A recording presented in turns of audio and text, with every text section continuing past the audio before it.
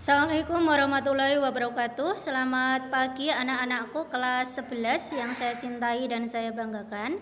Hari ini kita akan belajar pelajaran kimia pendalaman ya. Untuk materi kimia dan kimia pendalaman jadi satu. Jadi bukunya cukup satu. Nah, untuk memulai pelajaran kita hari ini, mari kita baca basmalah bersama-sama. Bismillahirrohmanirrohim. Nah, materi di semester genap ini kita awali dengan asam dan basa. Nah, ya, asam dan basa. Lalu bagaimana cara mengidentifikasi asam dan basa itu? Asam dan basa, coba perhatikan gambar berikut ini. Nah, ini adalah gambar apa? Cuka ya. Nah, biasanya dipakai untuk menambah rasa pada apa? Bakso, ya, pentol gitu ya. Coba analisislah sifat dari gambar di atas. Bagaimana rasanya? Pasti adalah memiliki rasa masam. Ya. Ini adalah contoh dari senyawa asam, memiliki rasa masam. Kemudian bersifat korosif. Korosif itu apa? Mudah bereaksi dengan oksigen atau O2. Nah, kemudian lagi coba perhatikan gambar ini. Satu lagi, ini adalah apa? Sabun yang kita pelajari atau kita gunakan dalam keseharian kita. Bagaimana sifatnya? Sifatnya memiliki rasa pahit. Pernah merasakan rasanya ya? Coba jilat sedikit, pasti rasanya pahit. Ini adalah contoh dari senyawa basa dan bersifat licin. Licin atau kaustik. Kaustik itu artinya merusak kulit. Ya, kalau kebanyakan sabun itu bukan berarti nanti tangan kita lebih halus, tapi malah nanti akan merusak. Ya, jadi kalau digunakan secara berlebihan. Nah, teori asam dan basa atau pengertian dari teori asam dan basa ini mengalami perkembangan ya, mulai dari asam basa Arrhenius, kemudian asam basa Bronsted-Lowry, dan yang ketiga itu nanti asam basa Lewis. Nah, kita akan mempelajari bagaimana definisi asam dan basa menurut tiga dari teori ini atau tiga dari ilmuwan ini, dan ini mengalami perkembangan atau mengalami perbaikan ya. Yang pertama dulu yaitu teori asam basa Arrhenius. Asam basa menurut Arrhenius ya, asam itu adalah suatu zat jika dilarutkan di dalam air akan menghasilkan ion H positif. Sedangkan basa ya, itu nanti yang dilarutkan jika dilarutkan ke dalam air akan menghasilkan ion OH negatif. Ini adalah contoh dari beberapa asam. Mulai dari HF, HBr, H2S, CH3COOH atau asam cuka, HNO3, H2SO4, H3PO4, H2C2O4. Ya, intinya dia mengandung ion H positif di depan, kecuali CH3COOH, HF, HBr, kecuali H2O ya. H2O itu adalah air. Atau CH3COOH, walaupun ini kelihatannya seperti basa, tapi ini adalah asam cuka. Ya. Kita lihat reaksinya. HF, mulai dari HF. HF terionisasi menghasilkan H positif plus F negatif. HBr, H positif plus Br negatif. Ya. Dia menghasilkan H positif. H2S, jangan lupa karena ini hanya 2, maka terion menjadi 2H positif plus S2 negatif. Nah, lihat di situ ada H positif semua ya. Maka itu menurut Arrhenius dikatakan sebagai asam. Nah, sekarang bisa kalian perhatikan untuk asam-asam yang lain, mulai dari HNO3, H2SO4, H3PO4, H2C2O4. ya, dan reaksi ionisasinya. Nah, berdasarkan jumlah valensi asam di sana tadi ada 1H positif dinamakan dengan asam monoprotik, yaitu asam yang hanya menghasilkan 1 ion H positif saja. Tadi hanya cuma 1.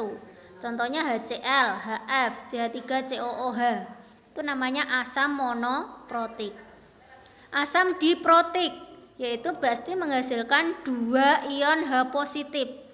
Contohnya di sini adalah H2SO4 menghasilkan 2H positif plus SO4 2 negatif. Di situ jumlah ion H positifnya adalah sebanyak 2. Dan jika lebih dari 2 dinamakan dengan asam poliprotik, yaitu menghasilkan lebih dari 2 ion H positif.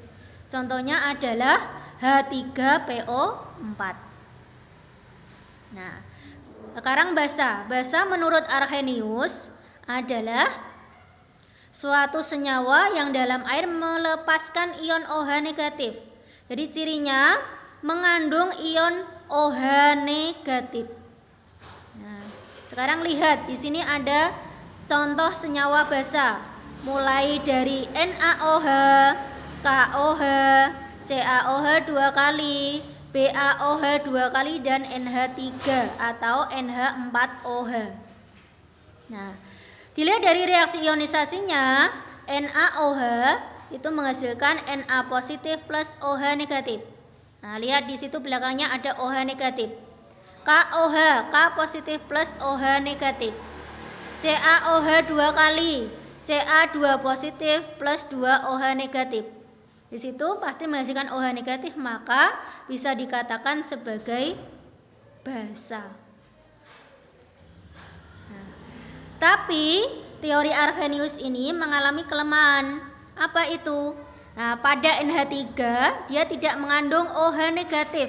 Tapi kenapa dia bersifat basa? Nah, untuk Arrhenius tidak bisa menjelaskan itu. Nah, itu adalah salah satu teori Arrhenius. Sehingga ada teori selanjutnya, yaitu teori asam basa Bronsted-Lowry. Di mana asam itu adalah suatu spesies yang berperan sebagai donor proton. Donor itu memberi H positif. Nah, setelah melepas 1 proton, maka asam itu akan membentuk spesies yang disebut basa konjugasi. Nah, contohnya ini HCl, H positif plus Cl negatif. Ya.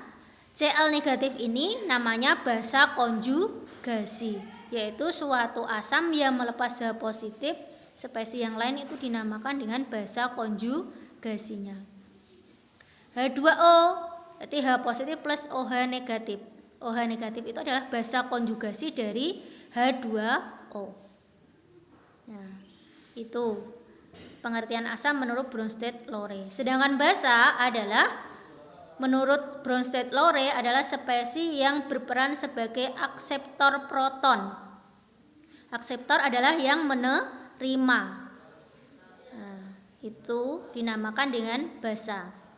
Nah, ada istilah yang namanya asam konjugasi, yaitu suatu basa yang setelah menerima 1 proton itu membentuk spesies yang disebut dengan asam konjugasi. Nah, suatu basa yang menerima 1 proton berarti ditambah H positif, itu menghasilkan asam konjugasi.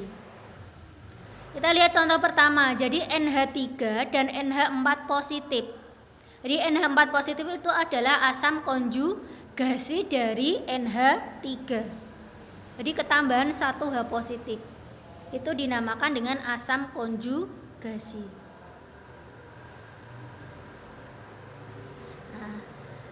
Kemudian ada teori asam basa Lewis. Nah, pada dasarnya untuk memperbarui dari teori asam basa Bronsted-Lowry. Kenapa? Kalau Bronsted-Lowry itu hanya terbatas pada proton, ya, serah terima proton. Nah, tapi kalau Lewis dinamakan dengan asam adalah senyawa yang menerima pasangan elektron. Ya, sedangkan basa adalah senyawa yang memberi pasangan elektron. Kalau basa Lewis ini berkaitan dengan elektron. Jadi asam itu adalah akseptor elektron, sedangkan basa adalah yang donor elektron. Itu. Nah, perhatikan contoh berikut. Di sini ada reaksi NH3 kalau dibuat rumus struktur seperti itu plus BF3. Nah, N itu memiliki jumlah pasangan elektron bebas yang diberikan ke B. Maka NH3 karena memberi elektron itu dikatakan sebagai basa. Sedangkan BF3 dikatakan sebagai asam. Kenapa? Karena menerima elektron dari NH3. Nah, masih ingat tentang ikatan kovalen koordinasi ya? Jadi yang memberikan itu hanya salah satu atom saja. Maka dikatakan NH3BF3 itu memiliki ikatan kovalen koordinasi. Itu. Jadi asam Lewisnya adalah BF3, sedangkan basa Lewisnya adalah NH3. Itu ya. Nah, itu cukup sekian untuk pertemuan daring pertama ini. Kalian mengerti tentang perkembangan teori asam basa mulai dari Arrhenius, kemudian Bronsted-Lowry, dan yang terakhir yaitu Lewis. Nah, besok saya akan memberikan contoh bagaimana cara menentukan asam konjugasi, basa konjugasi menurut Bronsted-Lowry. Nah, cukup sekian untuk pertemuan daring hari ini. Besok kita sambung lagi pada pertemuan selanjutnya. Nah, cukup sekian. Wassalamualaikum warahmatullahi wabarakatuh.